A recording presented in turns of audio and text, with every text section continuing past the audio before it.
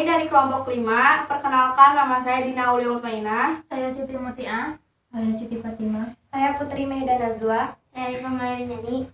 Kami di sini akan menjelaskan sedikit materi tentang sejarah perkembangan transportasi dan perdagangan internasional. Sejarah perkembangan transportasi dan perdagangan internasional di Indonesia. Setelah mengetahui sejarah perkembangan jalur transportasi dan perdagangan internasional di Indonesia, kamu pasti bertanya-tanya bagaimana posisi maritim di Indonesia di masa sekarang.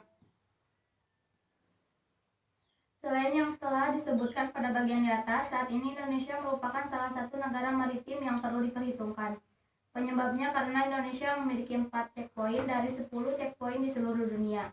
Keempat checkpoint tersebut berada di Selat Malaka antara dataran Asia dan Pulau Sumatera, Selat Sunda antara Pulau Sumatera dan Pulau Jawa, Selat Lombok antara Pulau di Bali dan Nusa Tenggara Barat, dan Selat Ombay Wetar antara Pulau Alor dan dataran Sunda Kecil.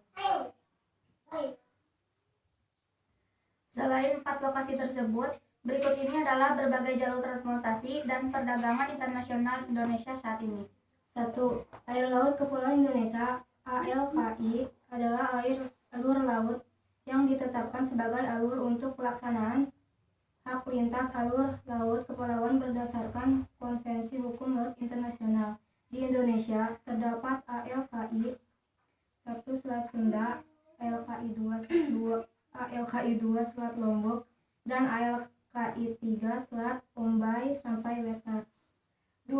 Indonesia terletak pada posisi silang di antara benua Asia dan Australia, serta di antara Samudra Pasifik dan Samudra Hindia. Lokasi ini menguntungkan Indonesia karena menjadi inti jalur perdagangan lalu lintas dan menjadi jalur transportasi negara-negara lain.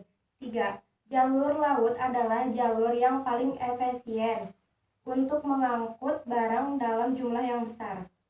4. Indonesia terletak di jalur strategis perdagangan internasional yang disebut jalur sutra laut, yaitu dari Tiongkok dan Indonesia melalui Selat Malaka ke India. 5. Berkaitan dengan jalur perdagangan laut, pemerintah Indonesia memiliki rencana membangun tol laut. Tujuannya adalah untuk meratakan distribusi orang, barang maupun jasa melalui jalur laut ke seluruh Indonesia dengan biaya terjangkau dan efisien. Sekian dari kami penjelasan tentang materi perkembangan transportasi dan perdagangan internasional di Indonesia. Assalamualaikum warahmatullahi wabarakatuh.